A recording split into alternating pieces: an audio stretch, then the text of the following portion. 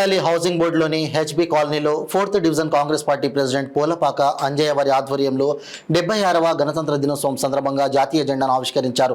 ఈ కార్యక్రమానికి ముఖ్య అతిథిగా Uppal Congress party incharge Mandamalla Parameshwar Reddy, general secretary Uday Kiran, Jamini SCCL president, Jamini BCCL secretary Venkat, Anil, Suresh, Seenu, Anil Kumar Gupta, Srinivas, Mallikarjun, Shravan Kumar Goud, Venkat, Naveen, Ramesh, మహిళా ప్రెసిడెంట్ సునీత, నిర్మల, రాణి, ఇతర కాంగ్రెస్ నాయకులు పాల్గొన్నారు. జరిగింది. ఆ రోజు ఎందరో మహానుభావులు వాళ్ళ ప్రాణాలను పెట్టి మనకు స్వాతంత్రం తీసుకురావడం జరిగింది.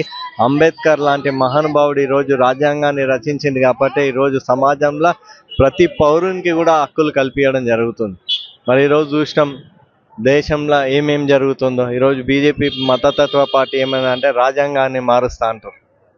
ఆ రోజు ఆ మహానుభావుడు అంత చక్కగా రాజ్యాంగాన్ని రాసిండు కాబట్టి ఈరోజు ప్రతి పౌరుడికి కూడా ఈరోజు హక్కులు కల్పించడం జరుగుతుంది. కాబట్టి మేము కాంగ్రెస్ పార్టీ ఆధ్వర్యంలో ఈరోజు సోదరుడు మన కిషోర్ ఆధ్వర్యంలో ఈరోజు పేదలకు చీరల పంపిణీ కార్యక్రమం చేపట్టడం జరిగింది.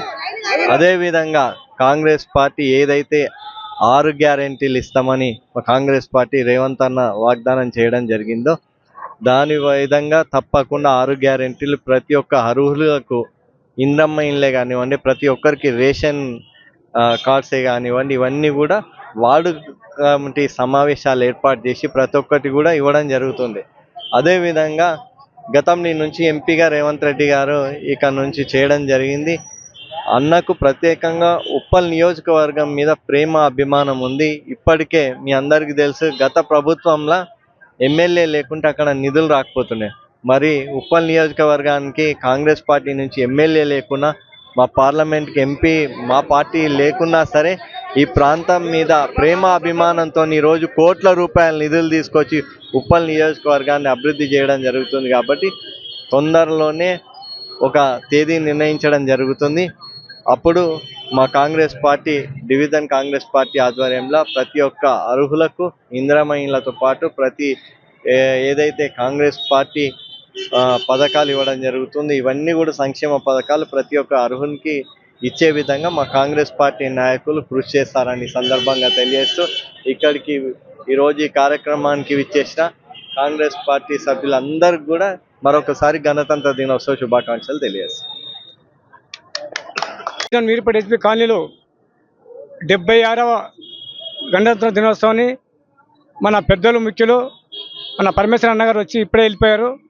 జెండా ఆవిష్కరణ చేసి ఇప్పుడు మన యొక్క డివిజన్లో ఇంతకుముందు అన్నగారు చెప్పినట్టు ఇందిరమ్మ పథకాలు 4 గ్యారెంటీలు ఏవైతున్నాయో ఆ 4 గ్యారెంటీలు కంపల్సరీ మా కార్యకర్తలకు కానీ ఇక్కడ పనిచేసినటువంటి పేదలకు ముఖ్యంగా ఎవరైతే లబ్ధిదారులు ఉన్నారో వాళ్ళకే ఇవ్వాలని చెప్పి మన రేవంత్ గారి యొక్క అభిషేకం.